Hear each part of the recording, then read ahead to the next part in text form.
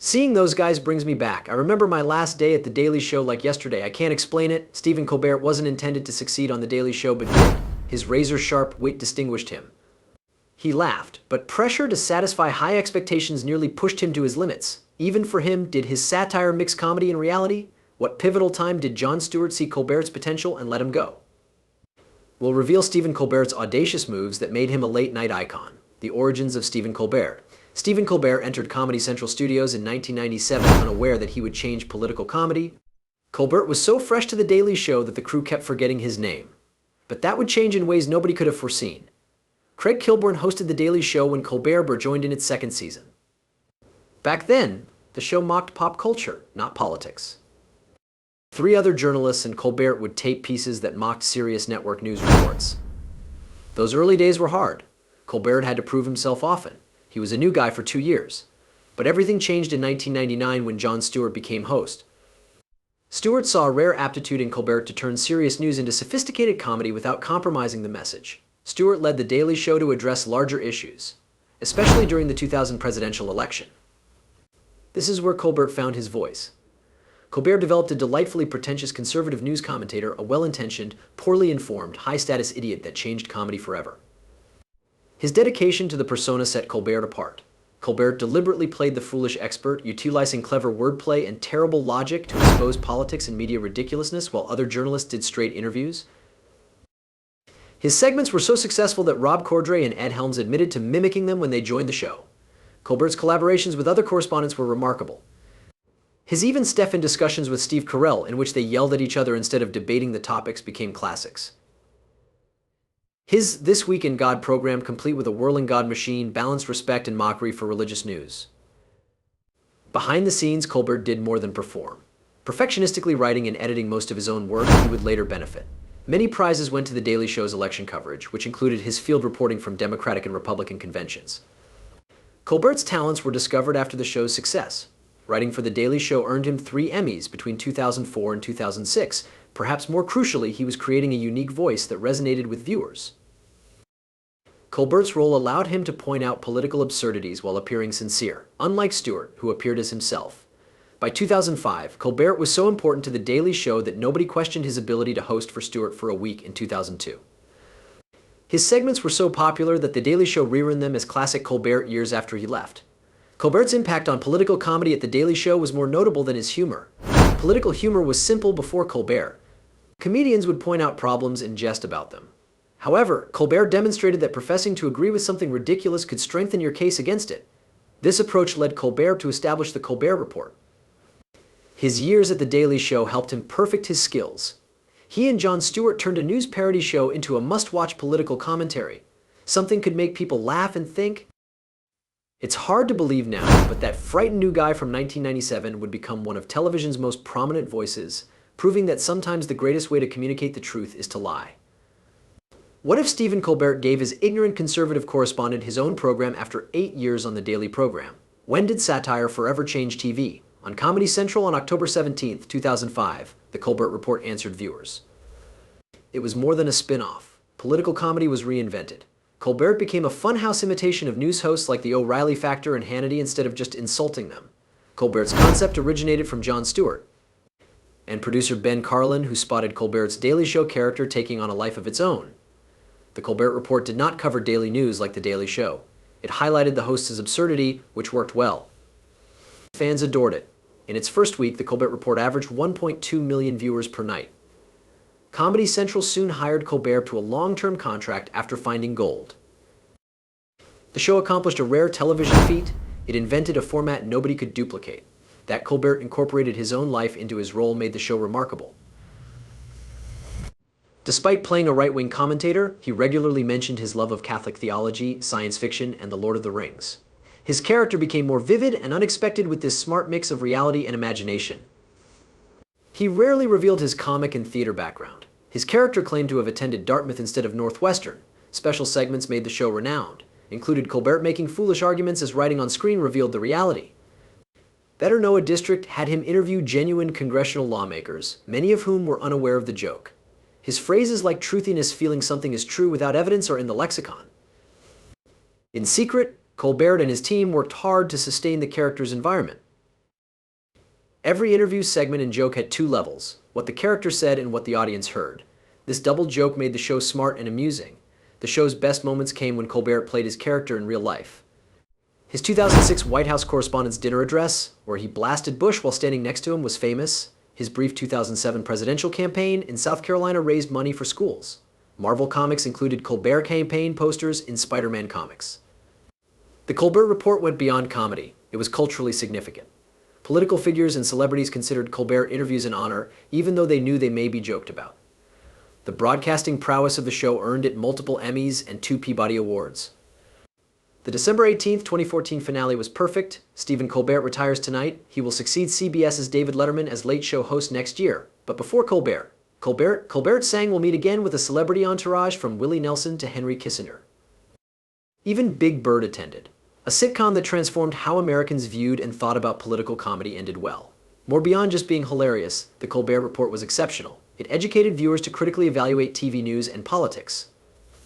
Colbert showed viewers why they should question TV by impersonating his critics. Colbert had never broken character on television for 9 years until the show ended. This was a first in television history. A show where playing a fool made everyone smarter and the joke got smarter over time. Could Stephen Colbert show America he can be engaging by being himself after 9 years of portraying a bombastic conservative? Satirical armor to late-night star. On September 8, 2015, the Colbert took over The Late Show from David Letterman, one of television's biggest risks. Instead of armor, Colbert would sit behind one of TV's most renowned desks and address his audience.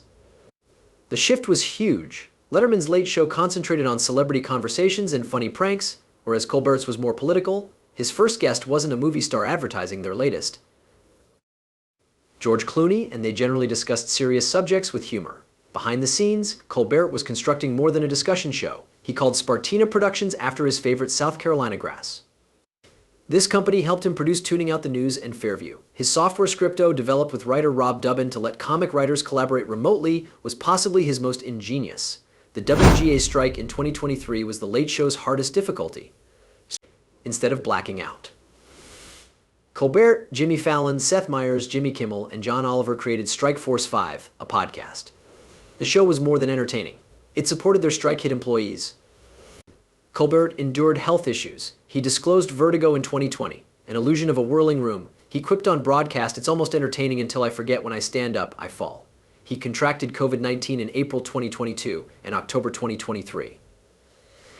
He had his worst medical crisis in November 2023. His appendix ruptured during a show taping.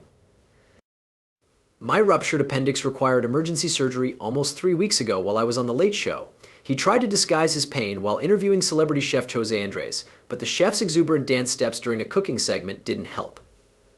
Despite these hurdles, Colbert has maintained his keen political commentary while adding personal elements to the show.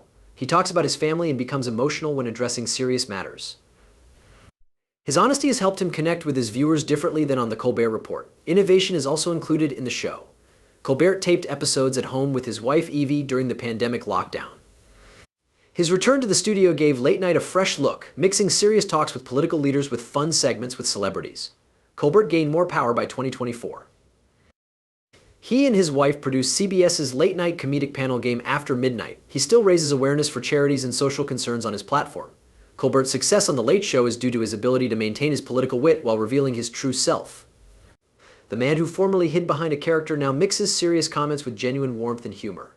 Looking back, switching from the Colbert Report to The Late Show wasn't simply about time slots or networks. An entertainer brave enough to discard his mask and trust that his genuine self may be as fascinating as his famous character. Through national crises, personal health issues, and industrial strikes, Colbert has shown that authenticity can be as effective as humor. As Stephen Colbert established his voice on The Late Show, many wondered how a comic who previously said he wasn't political become one of America's most famous political commentators. Reagan roots revolutionist late night. Stephen Colbert's journey is fascinating. Supporting Ronald Reagan and conservative beliefs were widespread at Northwestern University. After becoming more interested in theater and critical thought, his opinions changed. He began questioning political stories and ideologies, as well as his theater personalities. He became more open-minded, shifting his political beliefs left. He became increasingly concerned in power, media, and public opinion interactions. His advice to improv students reflected this new perspective. He advised them to read political and corporate power critic Noam Chomsky. Colbert's suggestion to study Chomsky's ideas demonstrated his growing interest in challenging traditional viewpoints and societal challenges. His openness to criticize both sides distinguishes Colbert. He opposed drone strikes and NSA surveillance under Obama. In 2016, he called Hillary Clinton the systemic corruption of Washington, D.C. He briefly entered politics in 2007, running for president in South Carolina. Despite its satire, the advertising made an impact. It generated $68,000 for South Carolina schools on donorschoose.org. Marvel Comics included Colbert campaign posters in Spider-Man comics after the campaign concluded. Colbert is clear on current topics. He supports Medicare for all as a smart Obamacare alternative. Abolishing the Senate and supporting abortion are his positions. He's publicly called for a Gaza truce after a horrific relief worker attack. He's also an advocate for pro-Palestine college demonstrators' First Amendment rights. Political pronouncements by Colbert have often prompted significant reactions, including international ones. Russia banned him and 500 other Americans from the country permanently in 2023 for Russophobia. In reaction to Colbert's scathing and honest critique of Russian policies and acts, this decision was made. Colbert used the prohibition in his late-night monologues to joke about it. He laughed at the ridiculousness of being added, turning a potential silence into a chance to broadcast. The restriction strengthened Colbert's reputation as a commentator who speaks truth to power, especially on global matters. Colbert remains vocal on global crises and human rights. No matter the criticism, he uses his position to address challenging themes through parody or direct commentary. He championed labor rights during the 2023 writers' strike. He supported collective bargaining as a guild member. He said the nation owes unions a lot. It was more than conversation. He supported his colleagues during the strike with content. Many admirers wonder what Stephen Colbert is like off camera after seeing him bravely face political issues and influence public opinion. Stephen Colbert, the real him. Stephen Colbert, real him. Stephen Colbert is a family man with strong morals and a strong connection to his roots behind the confident TV personality. A romantic love story anchors his personal existence. He has been married to Evelyn Evie McGee Colbert since 1993, a major part of his life. The story began in Charleston, SC. Colbert calls their fortuitous encounter love at first sight. They met at a theater debut which changed their lives unexpectedly. They started talking just by chance and realized they had grown up in the same town, attended the same schools, and had many mutual acquaintances. Perhaps a brief meeting became a lifelong relationship. Colbert sees Evie as more than his wife. She is his confidant and artistic inspiration. Despite late-night television's chaos, she helps him stay grounded. They live in Montclair, New Jersey with their 3 children. Life hasn't always been easy. Colbert struggled with depression and anxiety in college in Second City. He temporarily took medication but preferred to work through his issues through performance and creation. Stephen Colbert's faith shapes his life and public image. He guides his life through prayer, fellowship, and contemplation as a devout Catholic. Colbert also officiates marriages and special occasions as an ordained minister with the Universal Life Church Monastery. His mix of conventional faith and openness to new ministry reflects his flexible outlook on life. Colbert enjoys reading while he's not on stage. He loves J.R.R. Tolkien's epics and Isaac Asimov's futuristic universes. His bookshelf contains science fiction, fantasy, and philosophy for escapism and intellectual stimulation. This religious zeal and unquenchable curiosity are no coincidence. It often appears in his work. Colbert blends thought-provoking concepts and biting humor on television to show his inner depth. Whether analyzing a political scandal or recounting a funny story, his perspective reflects his love of narrative and morality. His unusual blend of religion, intellect, and creativity allows him to connect with audiences on a truly personal level, transcending comedy. Stephen Colbert's health issues in recent years may have depressed anyone, but not him. He diagnosed benign positional vertigo, which causes acute dizziness and disorientation, in 2020. The news was handled with Colbert's usual humor, including jokes about his spinning perspective during monologues. Colbert contracted COVID-19 many times throughout the pandemic. Each wore him down but never stopped him from connecting with audiences. He continued his show from home, sharing relevant stories of his rehabilitation with viewers despite physical hurdles. A burst appendix necessitated prompt surgery in 2023. The event was serious. Colbert used the incident again in his late-night shows. He made his medical struggles funny and relatable by publicly sharing them. Colbert has kept his sense of humor and optimism, utilizing laughing to cope, to connect with his audience more deeply.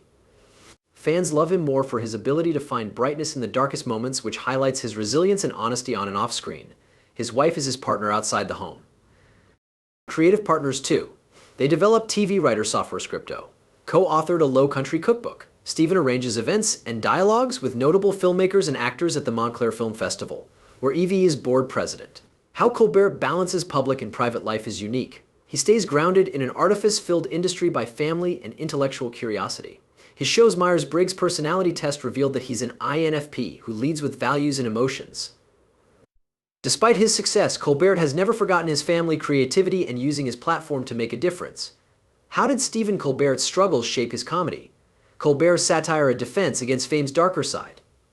Leave your comments below. Remember to like, share, and subscribe. See you soon.